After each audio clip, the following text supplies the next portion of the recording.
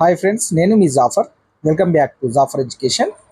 ఈ వీడియోలో మనము తెలుగుకు సంబంధించినటువంటి కొన్ని ముఖ్యమైన అంశాలు ఉన్నాయి. వాటి గురించి మనము ఫాస్ట్గా అయితే రివిజన్ చేసుకుందాం. మనకు ఈ అంశాల నుండి మనకు గత టెట్లలో చాలా క్వశ్చన్స్ అయితే రావడం జరిగింది. ఒక 2-3 క్వశ్చన్స్ అయితే దీని నుంచి అడగడం అయితే జరిగింది. సో ఒకసారి మనం ఒక 5 మినిట్స్లో వీటిని రివిజన్ చేసుకుందాం. 5 నిమిషాలలో అయిపోతుంది.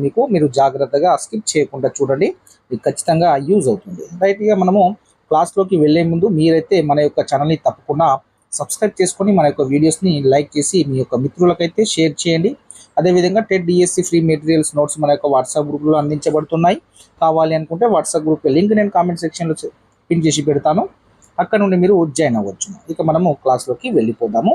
పాయింట్ వైజ్ నేను ఫాస్ట్గా రివిజన్ చేస్తాను, ఎక్స్ప్లెనేషన్ అయితే ఇవ్వను. రైట్, ఫస్ట్ పాయింట్ చూడండి. తెలుగు అనే పదాన్ని తెనుగు అని పిలిచేవారు. సెకండ్ పాయింట్, తెలుగుకు సమాన అర్థాన్ని ఇచ్చే పదము ఆంధ్రము. థర్డ్ పాయింట్, ఆంధ్ర అనే పదము మొట్టమొదటిసారిగా ఋగ్వేదంలో కనిపించింది. నెక్స్ట్ చూడండి, తెలుగు అంటే అర్థం దక్షిణ దిక్కు అని అర్థం ఉంది. నెక్స్ట్, ఆంధ్ర అనేది జాతి నామం అవుతుంది. నెక్స్ట్, తెలుగు అనే పదము మొట్టమొదటగా నన్నయ్య గారు ఉపయోగించారు. నెక్స్ట్ పాయింట్, సంస్కృతాన్ని దేవభాష అంటాము, వేద భాషగా కూడా పేర్కొంటారు. నెక్స్ట్ పాయింట్, వేదాలు 4, ఉపవేదాలు 4, వేదాంగాలు 6. భారతదేశంలో పురాతనమైన భాష సంస్కృతము. నెక్స్ట్ పాయింట్, జనని సంస్కృతంబు ఎల్ల భాషలకు దేశ భాషలందు తెలుగు లెస్స అని శ్రీనాథుడు క్రీడాభిరామంలో పేర్కొన్నారు. ఇది పాయింట్ గుర్తుపెట్టుకోండి, ఇంపార్టెంట్. నెక్స్ట్, దేశ భాషలందు తెలుగు లెస్స అన్నదేమో శ్రీకృష్ణ దేవరాయలు గారు. 16వ శతాబ్దం ప్రబంధ యుగము క్రీస్తు శకం 1509 నుంచి 1529 వరకు శ్రీకృష్ణ దేవరాయల కాలం ఉండిన.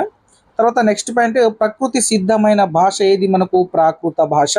ఆ ప్రాకృత భాష అక్షరాలు ఎన్ని? 40. నెక్స్ట్ పాయింట్, సంస్కృత భాషకు అక్షరాలు ఎన్ని? 50. అచ్చ తెలుగు లేదా ఆచ్చిక భాషకు అక్షరాలు ఎన్ని? 36. సో ఆచ్చిక భాషలో అచ్చ తెలుగు అచ్చులు ఎన్ని అంటే 14. ఈ అచ్చ తెలుగు 14 అచ్చులనే మనము మహేశ్వర సూత్రాలని అంటాము. అచ్చ తెలుగులో హల్లులు ఎన్ని అంటే 22. అచ్చ తెలుగు 14 అచ్చులను ఏమంటాం? మహేశ్వర సూత్రాలని అంటాము. ఇది మెథడ్స్కి సంబంధించినవి కూడా దీంట్లో ఇంక్లూడ్ ఉన్నాయి. నెక్స్ట్, శంకరుడి డమరుకం నాద ధ్వనులే మహేశ్వర సూత్రాలు అంటాము. నెక్స్ట్ పాయింట్, తెలుగు ఆంధ్ర భాషకు అక్షరాలు 56. చిన్నయ్య సూరి బాల వ్యాకరణం ప్రకారము ఆంధ్ర భాషకు 36 అక్షరాలు ఉంటాయి. సంస్కృతం నుంచి తెలుగులోకి వచ్చిన అక్షరాలు ఎన్ని? 19. నెక్స్ట్, అచ్చ తెలుగు అక్షరాలు 36, సంస్కృతము 19 ప్లస్ బండిరా ఇవన్నీ కలిపితే మనకు 56 అక్షరాలు అనేటివి అవుతాయి. నెక్స్ట్ పాయింట్, సంస్కృతంలో ఉండి ప్రాకృతంలో లేని 10 అక్షరాలు. సంస్కృతంలో ఉండి ప్రాకృతంలో లేని అక్షరాలన్నీ 10. నెక్స్ట్, ధ్వనియుత్పత్తి స్థానాలు అ, ఆ, క, ఖ, గ, ఘ, ఇనియ, హ. వీటిని మనము కంట్యాలు అంటాము. మొత్తం 8 ఉంటాయి. నెక్స్ట్, మనకు తాళవ్యాలు ఈ, చ, ఛ, జ, ఝ, ఇని, యా, షే. వీటిని మనము తాళవ్యాలు అంటాం. ఇవి 9 ఉంటాయి. నెక్స్ట్, మనకు రు, ట, ఠ, డ, ఢ, అన, రా, అల, ష, బండిరా. వీటిని మనం మూర్ధన్యాలు అంటాము. ఇవి 11 ఉంటాయి. నెక్స్ట్, మనకు త, థ, ద, ధ, న, ల, స. వీటిని మనము దంత్యాలు అంటాము. ఇవి కూడా మనకు 11 ఉంటాయి. నెక్స్ట్, మనకు ఉ, ప, ఫ, బ, భ, మ. వీటిని మనం ఓష్ట్యాలు అంటాము. ఇవి మనకు మొత్తము 7 ఉంటాయి. నెక్స్ట్, మనకు దంతోష్ట్యాలు 1 వా. నెక్స్ట్, మనకు ఏ, ఐ. వీటిని మనము కంఠ తాళవ్యాలు అంటాము. ఇవి మొత్తం మనకు 3 ఉంటాయి. ఓ, ఔ. వీటిని కంఠోష్టాలు అంటాం. ఇవి కూడా 3 ఉంటాయి. నెక్స్ట్, ఐ, ఔ. వీటిని సంయుక్త అచ్చులు అంటాము. ఇవి 2 ఉంటాయి. నెక్స్ట్, మనకు వివృతాలు అంటే ఆ అని మనము వివృతాలు అంటాము. అంటే నోరు పూర్తిగా తెరచి పలికే అక్షరాలను మనం వివృతాలు అంటారు. ఎగ్జాంపుల్ ఆ అని మనము వివృతాలకు ఎగ్జాంపుల్గా తీసుకుంటాము. నెక్స్ట్ పాయింట్ చూడండి, సంవృతాలు అంటే నోరు మూసి దవడ దగ్గర చేసి పలికే అక్షరాలు, దవడలు దగ్గర చేసి పలికే అక్షరాలు మనం సంవృతాలు అంటాం. ఉదాహరణకు మనకు ఉ ఊ అనేది సంవృతాలకు ఉదాహరణగా చెప్పుకుంటాం. నెక్స్ట్ అర్ధ సంవృత, అర్ధ వివృత, ఈసత్ సంవృతాలు. సో ఇక్కడ మనకు ఈసత్ సంవృతాల నుంచి 2016 టెట్లో రావడం అయితే జరిగింది. ఇక్కడ చూసుకున్నట్లయితే అర్ధ సంవృత, అర్ధ వివృత, ఈసత్ సంవృతాలు. ఇక్కడ ఈ ఈ రు రు ఏ ఏ ఐ ఓ ఓ ఔ వీటిని మనము అర్ధ సంవృత లేదా అర్ధ వివృత లేదా ఈసత్ సంవృతాలు అని అంటాము ఈ యొక్క అక్షరాలని. నెక్స్ట్ పాయింట్ చూసుకున్నట్లయితే మనము సంస్కృత అక్షరాల్లో లేని కంఠ తాళవ్యం ఏది? సంస్కృత అక్షరాల్లో లేని కంఠ తాళవ్యం ఏది? ఏ అనేది సంస్కృత అక్షరాల్లో లేని కంఠ తాళవ్యం. పాయింట్ 2, ప్రాకృతంలో లేని తాళవ్యం ఏది? ఇని అండ్ షే అనేది ప్రాకృతంలో లేని తాళవ్యం అవుతుంది. నెక్స్ట్ థర్డ్ పాయింట్, సంస్కృత ప్రాకృత ఆచిక భాషలో లేని మూర్ధన్యం ఏది? బండిరా. నెక్స్ట్ పాయింట్, సంస్కృతము నుంచి తెలుగులోకి వచ్చి చేరిన తాళవ్యం ఏది అంటే, సంస్కృతం నుంచి తెలుగులోకి వచ్చి చేరిన తాళవ్యం ఏది అంటే ఛ, ఝ, ఇని, షే అనేటివి సంస్కృతం నుంచి మన తెలుగు భాషలోకి వచ్చినటువంటి అక్షరాలు, అవే తాళవ్య అక్షరాలు. నెక్స్ట్ మనకు 5వ పాయింట్, సంస్కృతం నుంచి తెలుగులోకి వచ్చి చేరిన మూర్ధన్యాలు అడుగుతున్నాడు. సో ఇది ఇక్కడ ఇవ్వలేదు, సో దాన్ని మీరు స్కిప్ చేయండి. నెక్స్ట్ మనకు కా వర్గము, చా వర్గము, టా వర్గము, తా వర్గము, పా వర్గము, ఇవి మనకు ఈ వర్గాలు అయితే మనకు ఉంటాయి. వీటిలో మనము ఒక్కదానికి ఒక్కొక్క పేరు ఉంటుంది, ఒకసారి చూద్దాం. యా, రా, లా, వా, అదేవిధంగా అలా, బండిరా, వీటిని మనం ఏమంటాము? అంతస్తములు అంటాము. ఓకేనా? దేన్ని యాని, రాని, లాని, వాని, అలాని, అదేవిధంగా బండిరండి, దీన్ని మనము అంతస్తములు అంటారు. షే, షా, సా, హా వీటిని ఊష్మాలు అంటాం. ఏమంటారు? ఊష్మాలు అంటాం. నెక్స్ట్ కచట తప్పల్ని ఏమంటాం? పరుషాలు అంటాం. కచట తప్పల్ని పరుషాలు అంటాం. గజడ దెబ్బల్ని సరళాలు అంటాం. ఇనియా, ఇని, అనా, నా, మా వీటిని మనము అనునాసికాలు అంటాం. ఏమంటాం? అనునాసికాలు. నెక్స్ట్ క, గాని అల్ప ప్రాణాక్షరాలు అంటాం. గా, ఘాని మనము ఘాని ఏమంటాం? నాదాలు అంటాం. గుర్తుపెట్టుకోండి, ఘాని నాదాలు అంటాం. ఫాని మనం శ్వాసాలు అంటాము. భాని మనము వర్గ యుక్కులు లేదా మహాప్రాణులు అని కూడా అంటాము. సో ఇది మనకు మన వర్గం అంటే కా వర్గము, చా వర్గంలో ఉన్నటువంటి అక్షరాల యొక్క పేర్లు. అదేవిధంగా శ్వాసాలు, మహాప్రాణులు కలిపి వాటిని మనం ఏమంటాము? స్పర్శాలు అంటాం. శ్వాసాలని అదేవిధంగా మహాప్రాణులను కలిపి మనము స్పర్శాలు అంటాం. స్పర్శాలు, సరళాలు తప్ప మిగిలినవన్నీ స్థిరములు అంటాం. స్పర్శాలు, సరళాలు తప్ప మిగతావన్నిటి మనము స్థిరములు అంటాము. స్పర్శలు వర్గాక్షరాలకు కా నుంచి మా వరకు గల అక్షరాలు స్పర్శాలు, కా నుంచి వర్గాక్షరాలు. కా నుంచి మా వరకు గల అక్షరాలను ఏమంటాం? మనము స్పర్శాలు లేదా వర్గాక్షరాలు అని అంటాము. కా నుంచి మా వరకు గల అక్షరాలను ఏమంటాము? స్పర్శాలు లేదా వర్గాక్షరాలు అంటాము.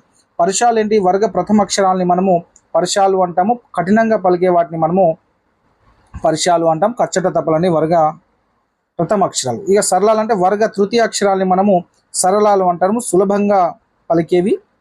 అలా వర్గ పంచమ అక్షరాలు ఉంటాయి, దాన్ని మనము అనునాసికాలు అంటాం. వీటిని వర్గ పంచమ అక్షరాలు 1, 2, 3, 4, 5 వీటిని వర్గ పంచమ అక్షరాలని మనము అనునాసికాలు అంటాం. వర్గ తృతీయ అక్షరాలని సరళాలు అంటాం. వర్గ ప్రథమ అక్షరాలని మనము పరుషాలు అని అంటాము. సో నెక్స్ట్ మనకు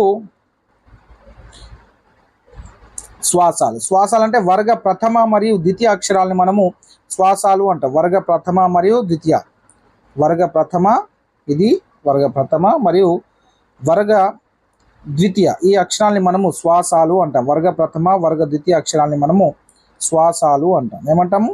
శ్వాసాలు. నెక్స్ట్ నాదాలు అంటే వర్గ తృతీయ, చతుర్థి అక్షరాలు. వర్గ తృతీయ మరియు చతుర్థి అక్షరాలని మనము శ్వాసాలు అంటాం. వర్గ తృతీయ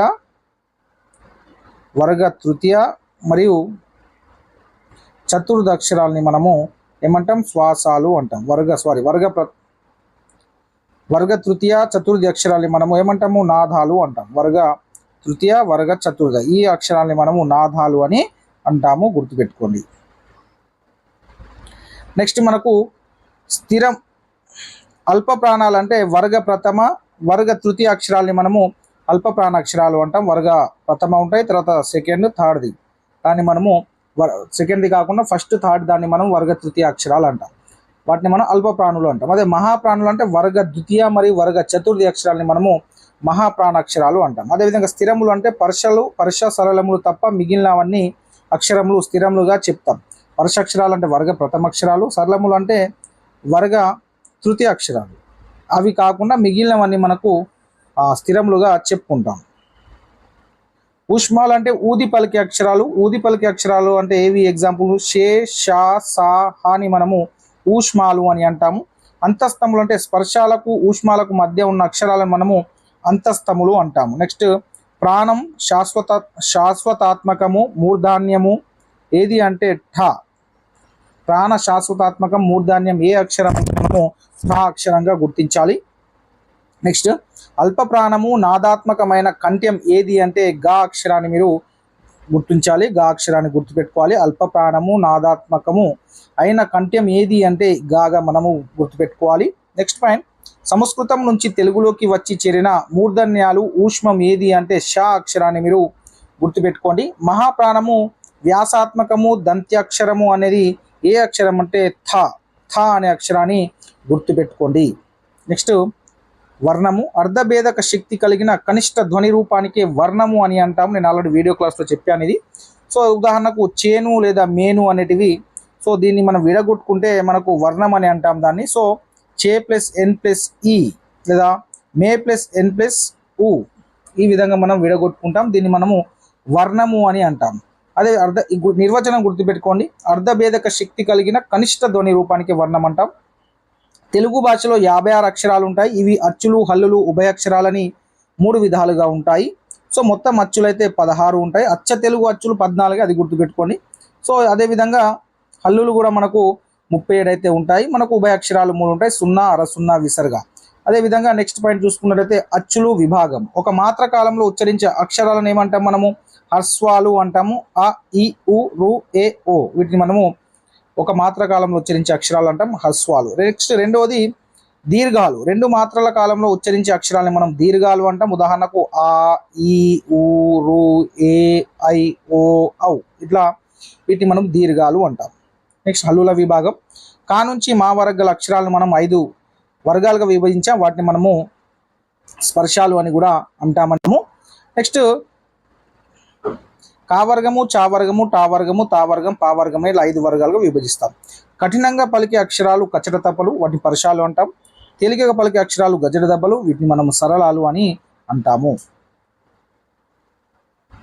నెక్స్ట్ పాయింట్, వర్గంలో ఉండే ఒత్తు అక్షరాలు ఖ, ఘ, ఛ ఇవి మనము వీటన్నిటి మనం ఒత్తు ఉన్న అక్షరాలన్నిటిని మనం వర్గ యుక్కులు అంటాం. ఏమంటాం? వర్గ యుక్కులు. ముక్కు సహాయంతో పలికే అక్షరాలు మనం అనునాసికాలు అంటాం. ఇనియా, ఇని, అన, నా, మా మనం వీటిని అనునాసిక అక్షరాలు అంటాం. అంగిలి సహాయంతో పలికే అక్షరాలని మనము అంతస్థాయి అంటాము. అంతస్థాయి అక్షరాలు ఏంటి అంటే యా, రా, బండిరా, లా, అలా, వా ఇవి మనము అంగిలి సహాయంతో పలికే అక్షరాలు. నెక్స్ట్ గాలిని బయటికి ఊదుతూ పలికే అక్షరాలను మనం ఊష్మాలు అంటాం. ఊష్మ అక్షరాలకు ఎగ్జాంపుల్ షే, షా, సా, హ వీటిని మనం ఊష్మ అక్షరాలు అని అంటాము. నెక్స్ట్ పరుష సరళాలు కాకుండా మిగిలిన హల్లులను మనం అన్నిటిని ఏమంటాం? స్థిరాలు అని, స్థిరములు అని కూడా అనడం అయితే జరుగుతుంది. నెక్స్ట్ వర్ణోత్పత్తి స్థానాలను ఒకసారి చూసుకున్నట్లయితే కా నుండి మా వరకు గల అక్షరాలని స్పర్శాలు లేదా వర్గ అక్షరాలు అంటాము. కంఠం నుంచి పుట్టే అక్షరాలు మొత్తం కంఠం నుంచి పుట్టే అక్షరాలను ఏమంటాం? కంఠ్యాలు అంటాం. మొత్తం 9 ఉంటాయి అవి. అ, ఆ, క, ఖ, గ, ఘ, ఇనియా, హ వీటిని మనం కంఠ్యాలు అంటాము. నెక్స్ట్ తాలువు భాగంలో పుట్టే అక్షరాలను మనము తాళవ్యాలు అంటాం. తాలువు అంటే దౌడ భాగంలో పుట్టే అక్షరాలను మనము తాళవ్యాలు అంటాం. ఇవి కూడా 9 ఉంటాయి. ఈ, ఈ, చ, ఛ, జ, ఝ, ఇని, యా, షే వీటిని మనం తాళవ్యాలు అంటాము. నాలుకనుతో గట్టిగా అంగిలిని తాకుతూ పలికే అక్షరాలను మనం మూర్ధన్యాలు అంటాం. మూర్ధన్యాలు మొత్తం 9 ఉంటాయి. రు, రు, ట, ఠ, డ, ఢ, అన, ర, ష ఇవి మూర్ధన్యాలు 9. దంతాల సహాయంతో పలికే అక్షరాలు ఉంటాయి. ఇవి మొత్తం వీటిని దంత్యాలు అంటాము. ఇవి మొత్తం 11 ఉన్నాయి. చ, చ, ఝ, త, థ, ద, ధ, న, ల, స వీటిని మనము దంత్యాలు అంటాం. దంతాల సహాయంతో పలికే అక్షరాలు. నెక్స్ట్ పెదవి సహాయంతో పలికే అక్షరాలు మనం ఓష్టాలు అంటాము. ఉ ఉ ఈ ప ఫ బ భ మ ఈ 7 అక్షరాలని మనము ఓష్టాలు అంటాము. అదేవిధంగా ఏ ఏ ఐ వీటిని మనం కంఠ తాళవ్యాలు అంటాము. ఓ ఓ ఔ వీటిని మనం కంఠోష్టాలు అంటాం. వాణి మనం దంతోష్టం అంటాం. వాణి ఏమంటాం? దంతోష్ట్యం అంటాం. వాణి గుర్తుపెట్టుకోండి. నెక్స్ట్ పాయింట్ ఛందస్సు. దీన్నే మనం పద్య విద్య అని పిలుస్తారు. ఛందస్సును ఏమంటాం మనం? పద్య విద్య అని పిలుస్తారు, లేదా ఆచ్ఛాదనము అని కూడా అంటారు మన యొక్క ఛందస్సును. ఇది వేదాంగాలలో ఒకటిగా ఉంది. వేదాంగాలు జ్యోతిష్యము, శిక్ష, కల్పము, నిరుక్తము, ఛందస్సు, వ్యాకరణము. నెక్స్ట్ ఛందో దర్పణంను రచించింది ఎవరు అంటే అనంతమాత్యుడు రచించారు. నెక్స్ట్ ఛందో నియమాలతో కూడిన పద్యాలని మనము ఛందస్సు అంటాము. నెక్స్ట్ పాయింట్ ప్రక్రియలో అతి పురాతనమైనది పద్య ప్రక్రియ. నెక్స్ట్ యతి గురించి. పద్యపాదంలో తొలి అక్షరం యతి ఉంటుంది. ప్రాస పద్యపాదంలో రెండో అక్షరంలో కూడా యతి అనేది ఉంటుంది. నెక్స్ట్ యతి స్థానము.